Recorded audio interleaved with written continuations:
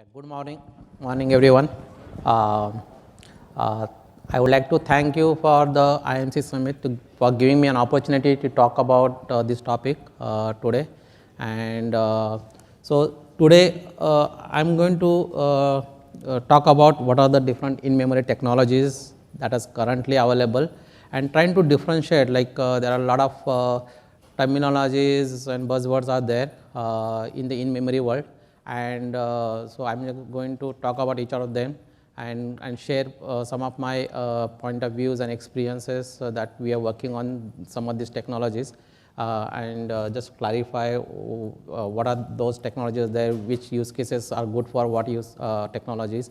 So to introduce myself, my name is Pradeep Naik. I am principal consultant at CTO office in Wipro Technology. I have over 20 plus years experience working in database management. So I worked on traditional like legacy databases as well as relational database, and some of the upcoming NoSQL and in-memory database as well. I have expertise working into financial sectors as well as healthcare and telecom domain, architecting the solutions for high performance applications. So who we are, I think some of you may be already knowing. We are the number one leader in software services company, and our growth is close to like 7.6 billion as of end of 2015. And we do have a presence across the globe, 100 plus countries that we have been delivering the solutions and servicing the IT sector. So let's talk about what are the in-memory technologies that is being currently talked about in the industries, and what are those. Like if you look at the in the current digitization drive which is happening, and as you know that there are a lot of devices which are generating a lot of messages or the data through the sensors, and the drive was going like all the applications to be available with a global access and all the stuff. So industries are trying to architect their applications to meet the performance. Like I mean, there are the pressure coming from the business to continuously get the high throughput and the low latency. So if I look at most of the big data use cases where your data is coming at a high volume, high velocity, and you need to have some kind of mechanism to ingest that data into the system. But you need to architect your application so that I can get a good throughput in data ingestion layer. I need to get a good throughput and performance at the storage. So I need to look at how do I store the data that is coming at high volume, which can be available for my processing. How do I process the data at a very good performance? Same time, like once your data is there, or whether data is in motion or data is at a rest, how do I get a lower latency access to the data? How do I get the insights from the data to the businesses? So there are a lot of performance challenges. I mean, large data is there, big data. It's not only the big data, but now business are looking like how fast I can get the analytics on it. So there are different technologies are currently is there which you can look at it for improving the performance for better getting throughput as well as the latency. So if you look at it, for getting the high throughput and latency, I mean, there are multiple technologies that you can use it. So if again, it all depends upon what's your use case, right? So if you look at your application which need a distributed access, so you may look at storing the data in a distributed storage. So you may have technologies, how do I store my data in distributed way? So what kind of database is available, where I can store my data in a distributed manner? How do I do the auto scaling? And how do I get a better latency, by doing the localized processing, or how do I get access to my application from the different geos with a good latency? So what are the techniques are available if I want to do a parallel computing? I mean, do I have to do the parallel computing? Like, does my data should be in memory to get a better performance, or I have to pull the data from the disk? So the multiple technologies has been there. You need to look at it to get a better throughput and the low latency.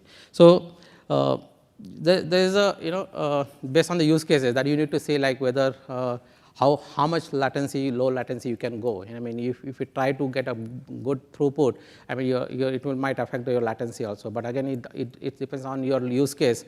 So how much that you need to benchmark it.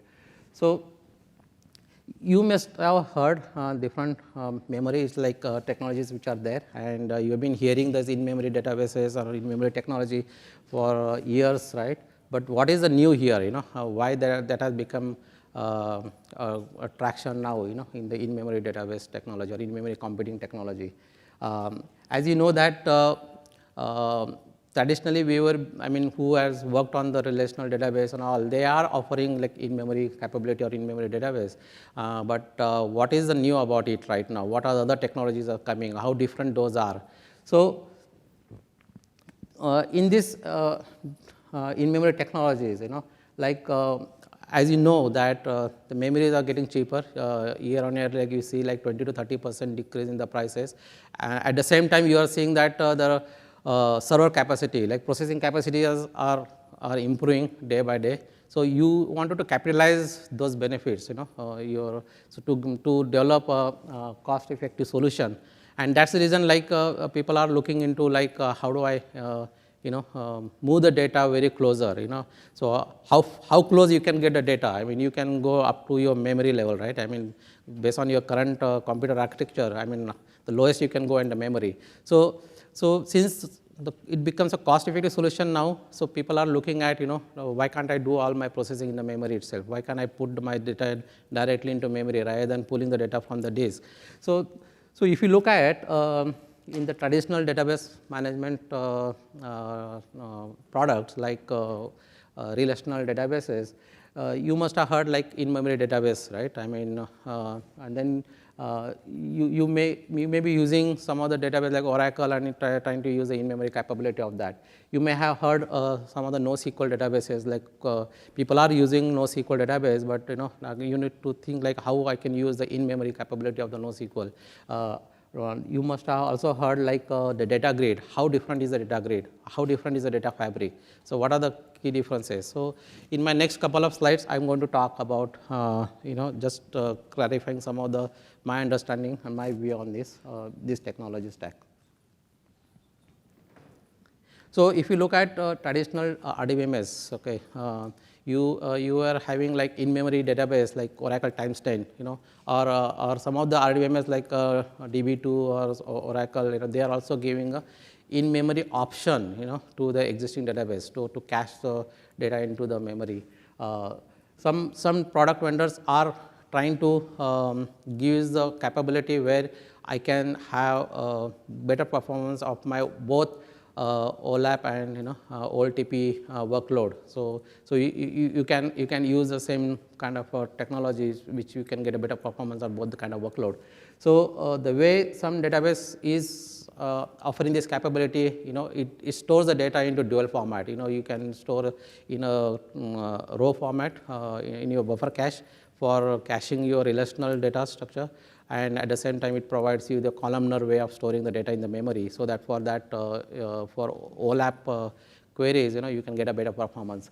So it's nothing but giving an in-memory option to your existing database. So you're not changing your database, you're just upgrading your database to leverage the capability of the in-memory of the database. So if you look at the other side, your application will not have any impact because you will use the application the way it has been using, but you are upgrading your existing database to get the in-memory capability of your database. So, but it has some plus points and negative points. Like for example, it gives the good ANSI SQL support, your traditional relational normalized model.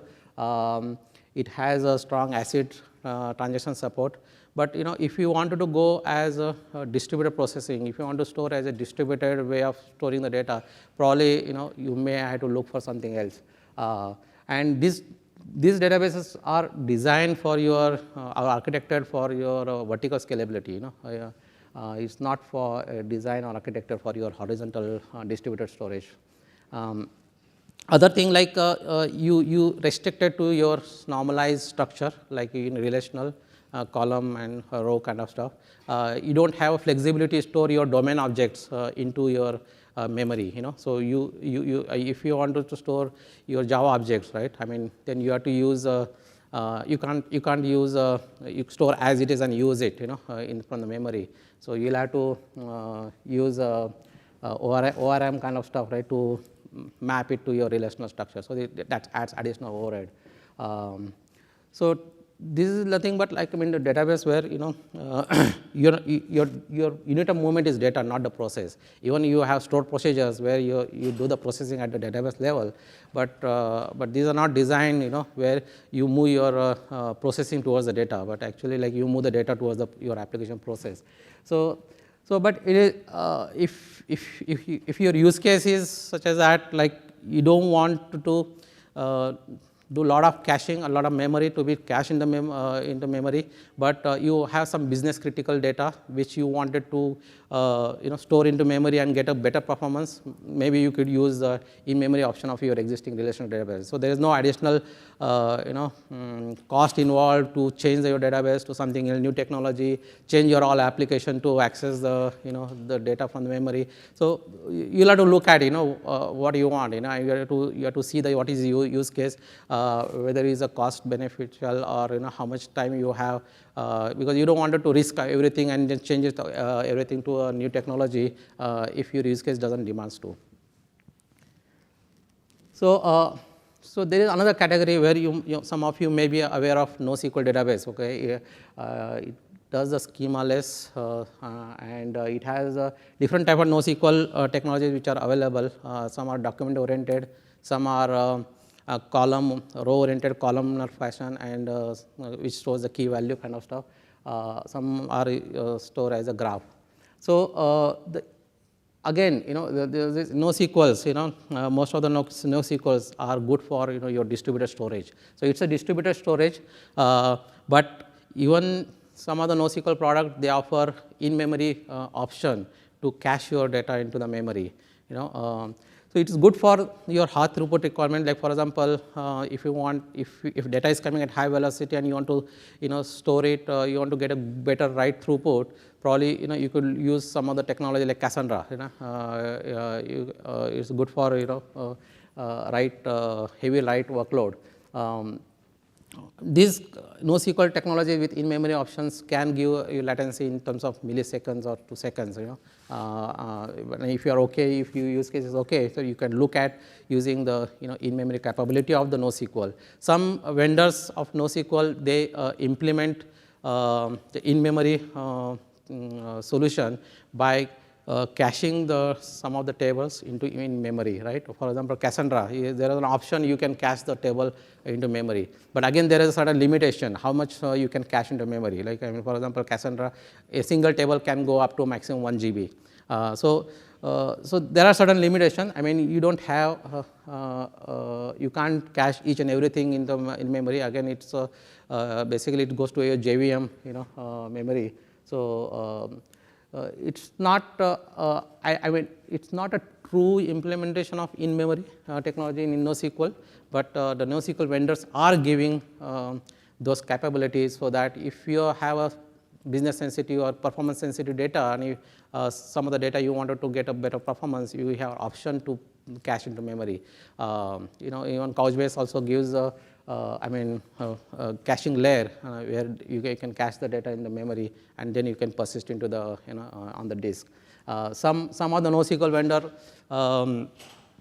gives a feature where you directly write into memory and optionally you can persist into the database. I mean, there are different ways the technology has been implemented in NoSQL, but you need to see like what is your use case, which NoSQL is right for your use case.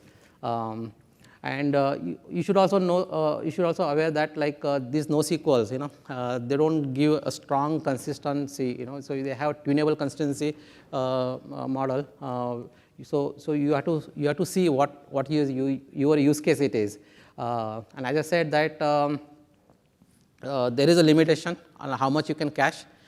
You don't have the full flexibility like whole NoSQL database you can't put into the memory. So again, it depends on your use case, which technology that you want to use within the NoSQL products. Oops. So then what is the data grid, in-memory data grid? How different is those with in-memory database or your NoSQL? Like in-memory data grid is nothing but a data structure which completely resides in the memory. For example, here I will have flexibility. I can write my different types of data structure. Like I can write map, or I can write list or store. The way I want raw data into memory itself. So some of the technology products does offer variety of data structures that you can store it into memory, and your application can directly access. So this is nothing but a memory layer which sits between your application and your backend. So your application now directly talks to your memory rather than to your disk. So what is the advantage you get through the grid? Basically you can scale based on your requirements on memory. Like for example, if you have 4 node cluster and each node has 64 GB of memory capacity, so multiply by like 4 times you can get the the complete memory storage where you can store your data. The data grid also gives a high availability features where you will not lose the data which is there in the memory. So it gives the option to persist the data onto the disk or SSD or the flash. So the way the data is being distributed, right? Again, there are different techniques has been followed. Some products gives partition techniques. So when I store my key value, for example, so based on the key, you can partition the data across your available node in the cluster, and it distributes equally in the cluster, so that you're not overloading one of the node with this data. There is another techniques are also, some other products are giving like replicated way of distributing. For example, I can have the data on one node, and then I can replicate the same data across all node. But again, you need to see what's your use case, what is your workload is more of read only, or if your workload is read write or more updatable, because if your workload is more updatable, then in a replicated way of distributing data, we'll have additional overhead, because if you update in one node, so that data needs to be replicated across all the node in the cluster. So some of the, most of the option that probably people are using is the partitioning way. So you can have the data, some part of the data in one node, so other part of the data can go on other node, like you can distribute across your cluster. Then you can get a fault tolerance by using some of the features of this product, data grid product, where some products are implemented as a master topology, some are implemented as a master slave kind of topology, so to give a kind of fault tolerance. So the advantage with this data grid that you get is that you can store variety of data structure into memory, and you get a granular level of flexibility. Like for example, some of the data collections I can replicate. I can have different replication strategy. I can have different partitioning strategy at a data collection level. It also supports the persistence, so you can use the existing your underlying database layer to persist the data. Like for example, you may have RDBMS, you may have NoSQL. You can use those existing database layer, to persist data. So you can do the synchronous way of persisting, or you can do asynchronous way of persisting the data. So again, it depends upon what performance you are looking at. So if you want a strong consistency, probably you should look for going for synchronous way, like persistent read through or the write through. But if you are more your use case demands for high performance, but you are okay with the consistency, eventual consistency, then probably you can go as an asynchronous way of replicating the data. So it is good, like it can scale horizontally. You can leverage the capacity of each server, the vertical, you can go up to vertical scalable as well as the horizontal scalable. And as I said, like your application directly talks to your memory data rather than at the disk. The other benefits that you can get is you can move the process to the data. The way the data has been distributed across a node, some products offers you move your process, the computing process towards the data, so that you can get a better latency. So there are a couple of players are available who are offering the data grid, and these technologies probably you can look at instead of using a NoSQL in-memory option. Probably you should look for going for data grid option. Again, as I said, this will require if you wanted to move for a data grid, so your application, there will be impact to your applications, right? Because your application needs to be modified to access or to write through the data grid rather than to your disk. So you need to see that what is the impact to your application, how much time you need to have, to convert your existing the applications to move to data grid.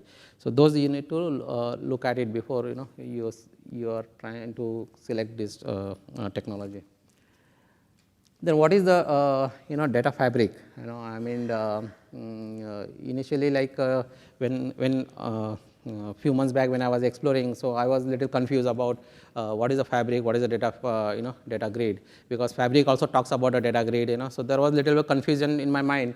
So this fabric is nothing but, again, it's an in-memory layer that sits between the application and database, and data grid is one of the key component of your fabric.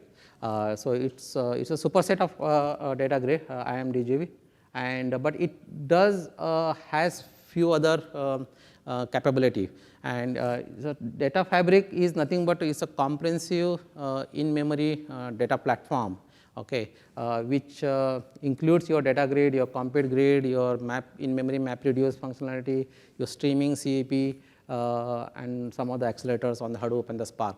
So why should go for data fabric? Because as you see that many industries are exploring different technologies, and they are also using it. Like, for example, as I said earlier, all your big data use cases where you need a high performance data ingestion, you might need to do the real time decision making. So probably companies are going for evaluating the streaming technologies. I mean, they are looking Spark streaming or Storm and other technologies, right? To how do I get my data? How do I analyze my data as the data is in motion, and to get a better performance? And companies also evaluating to see how I implement my complex event processing. So because the data is coming from different sources, how do I correlate the data? And how do I branch out to different events? And generate the events from the previous events. I mean, there are a lot of complexities there to implement this CEP kind of stuff.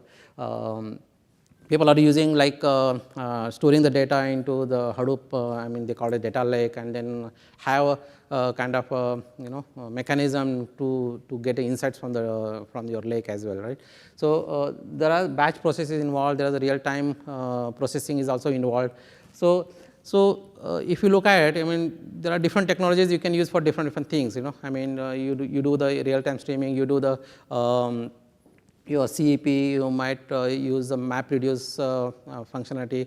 So now everything goes back to your disk, right? Like, for example, you are doing the map reduce, or if you are using the Hadoop Stacker technology, I mean, you pull the data from the disk and do processing and all that stuff, right? If you're using a Spark, so you pull the data from the disk, put it into the memory as a RDD, process it, and it done with it. So this fabric, and what I mean, the technology vendors the thought like why can't I have everything in my memory, so why can't give the capability of your real-time streaming which can work with my data which is then in the memory, like which is the data grid. Why can't you give the CEP engine so that as the event comes in, I can persist the event into the memory itself, or I can correlate the data, your previous data kind of thing, which is already also in the memory itself. So rather than going to the disk and then doing the correlation, it will add additional latency.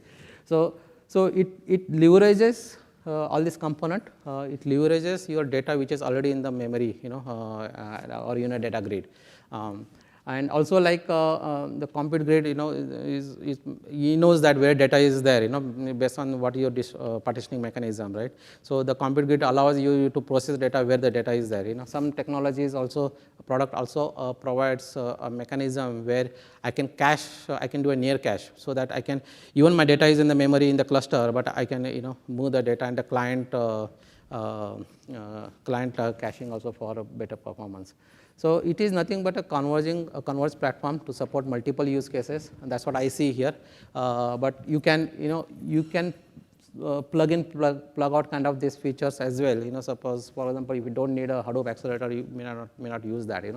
So I feel like eventually some of the data grid technologies, product vendors are kind of moving towards the fabric layer, because they are adding additional features to their existing product, and and they're trying to come to this level. Even if you see that pure data grid players, they are also trying to add some other feature like streaming, messaging. So looks like eventually they will try to build a converged platform where I can have everything, all these functionalities, and use the data which is in the memory layer. So that's a little brief overview about your fabric, what the fabric it is. And again, as I said, like you need to look at what your use case needs it, and then select the technology stack.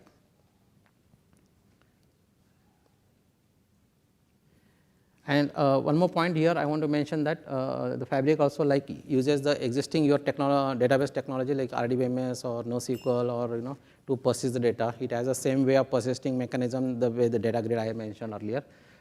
So you can leverage existing the backend database for data persistence. So because I am involved currently, evaluating multiple technologies for the use cases. So typically I look at it, what are my SLAs on my performance? What are the throughput requirements are there? What are the latency requirements are there? How the scalability is required? Is my workload is OLAP, OLTP, or mixed workload? Or who are my users? Are the users are distributed? I mean, are they looking at kind of a localized access? Or what is my user base? Is it like thousands and kind of a million users, or versus few users? So based on that, I look at what is the use case requires. Are they talking about having data which is coming and storing in a distributed way, and then have a batch processing or maybe real time processing? How they are required for making real time decision? What is the ask over there? And also like some of the things that you need to look at, is use case is looking at for a strong ACID support. What are the consistency requirement? Can the eventual consistency will work there? And at the same time, if you try to decide what technology you are going to use it, you need to see how it is going to impact your existing application stack. Does your if you wanted to, if you're changing your the way the data is being stored, what will be impact to your application? Can I use reuse my existing database technology rather than migrating everything to the new database kind of stuff? So and also the important point is that the flexibility of data structure. Can I store my domain object as it is and use it in the application, or it requires a strict structure format that data needs to be stored in the memory. So these are the couple of things like I would look at when I try to evaluate or proper in-memory technologies for my application.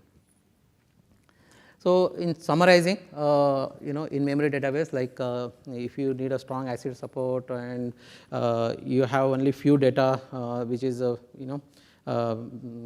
performance critical that you need to cache. You're not looking for everything to be cached in the memory. Probably you're good to use the existing relational or whatever database in-memory capability of that database and get the performance. But if you're looking at flexible data structure like document or schema-free kind of stuff, or the columnar key value. So and you're looking at distributed data storage, and you're looking at better write throughput and read throughput kind of stuff. So probably NoSQL can be a good option, and some of the business critical or performance critical data that you wanted to accelerate. So you can use that in-memory capability of the NoSQL. But if you want highly performance and you want all data needs to be there in your memory and all the processing needs to happen in the memory, you need to look at, you want all my process should be moved towards the data, that kind of stuff, right? With high availability and fault tolerant, probably data grid can be a good option. And again, if you are looking at a use case where you need a lot of combination of your real-time streaming, your complex event processing, and you have a Hadoop stack which you need to be accelerated, or you wanted to do co-located processing and all the stuff, right? So if you're looking at a converged platform, probably if you're writing a new application and you know that these are the all things you require, so probably it's better you can look at the fabric using a in-memory fabric. So these are the couple of, some of the players which I am aware of in each of the category. I just wanted to highlight those.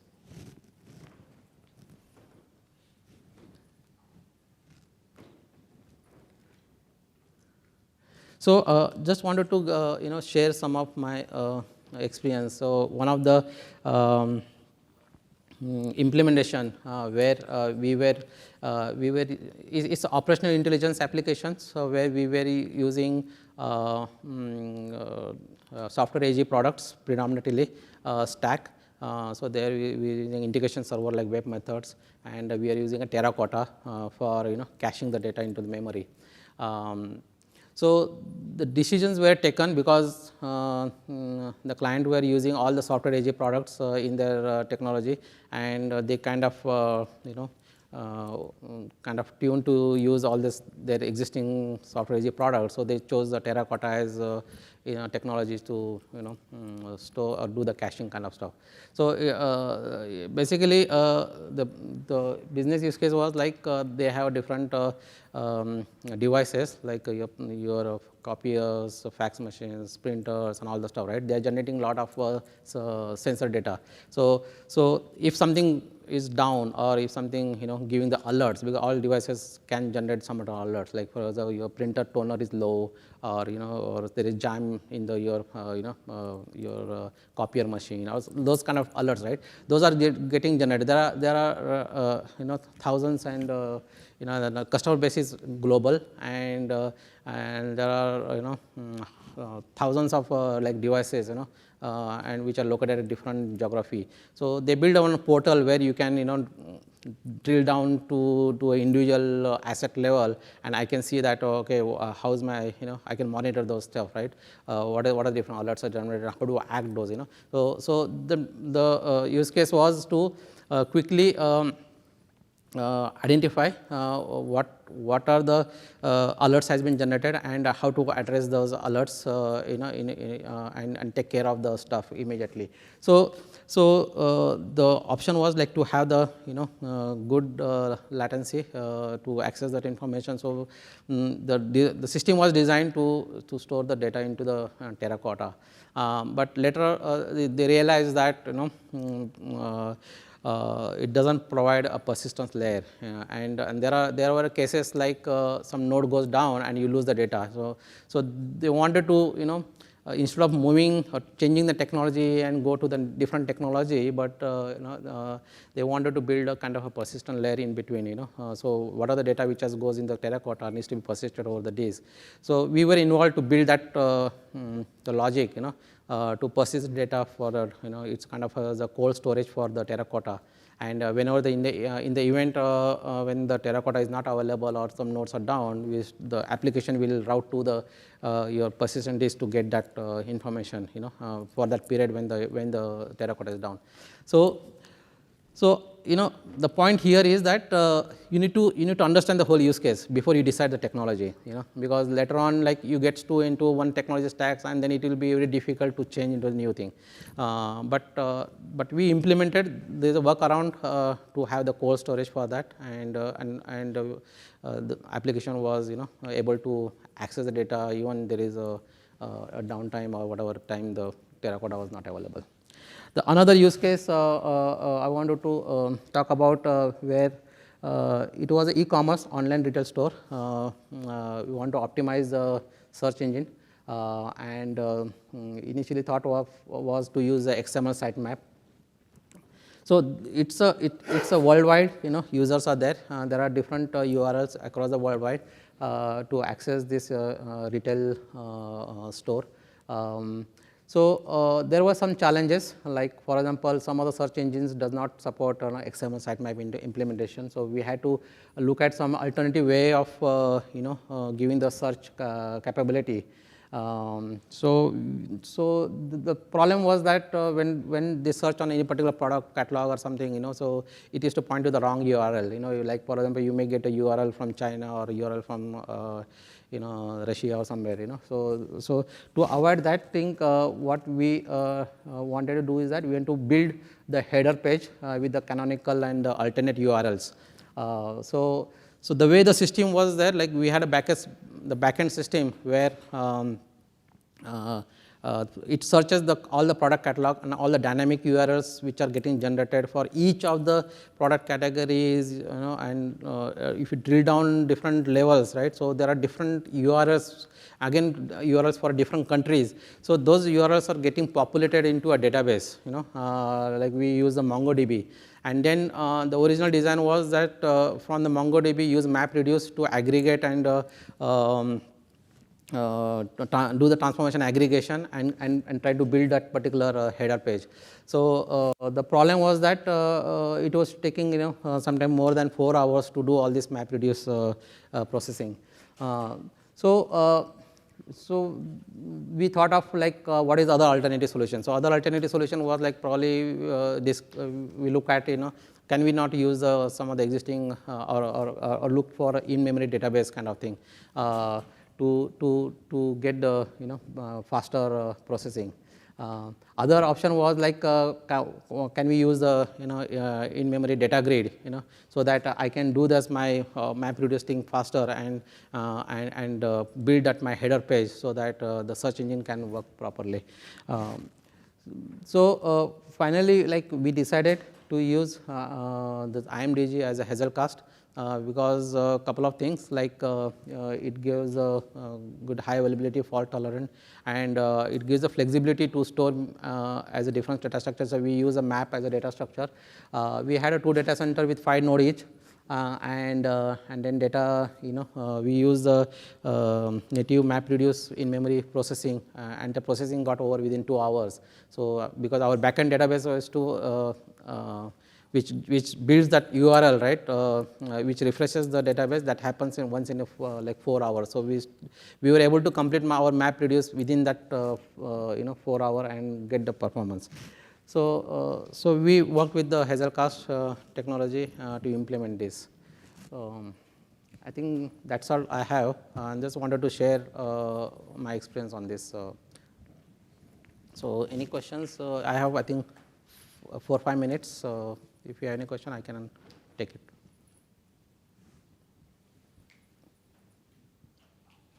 Yes. Do you have any experience, or what are your thoughts on if you make a decision to use a NoSQL database, but then later the business requirements change such that you need to convert that maybe to an in-memory data grid or in-memory data fabric? How easy or? Yeah, like I mean, we have been using multiple NoSQL database. Like for example, Cassandra. Like some of the implementation, we have multiple implementation. We use the Cassandra as a NoSQL.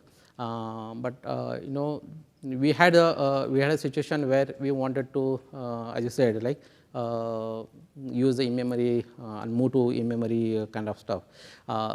But the use case was not to put everything in the memory, so you could use the existing caching functionality of Cassandra, like cache the certain tables into the memory and work it. But as you said, like for example, if you want to go for data grid kind of stuff, right? So you can use, I mean, you will have to go one of these technology like Hazelcast or your GridGain or whatever, you know, in fact Redis kind of stuff. So you can go that, but you know, you don't need to migrate your like existing. Suppose you are already having NoSQL, right? You don't need to migrate the NoSQL to anything, because you can reuse the data which is in the NoSQL. You can persist it. You can reload the data from NoSQL to your memory. But only thing is that the application, okay, right now which is directly talking or using your Cassandra cluster to talk to your Cassandra, for example. So probably you need to change that your application. You know, so your application now should talk to your the fabric layer or the data grid layer. So those change impact will be there, but I'm not involved with any use case where customer has migrated, you know, from the NoSQL to this.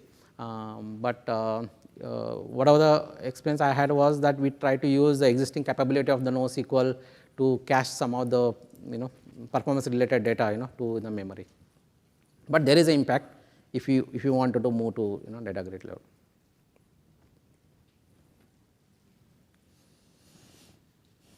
Okay. Thanks everyone. So if you still have question, you can drop me email. I will try to answer to you. Thanks everyone.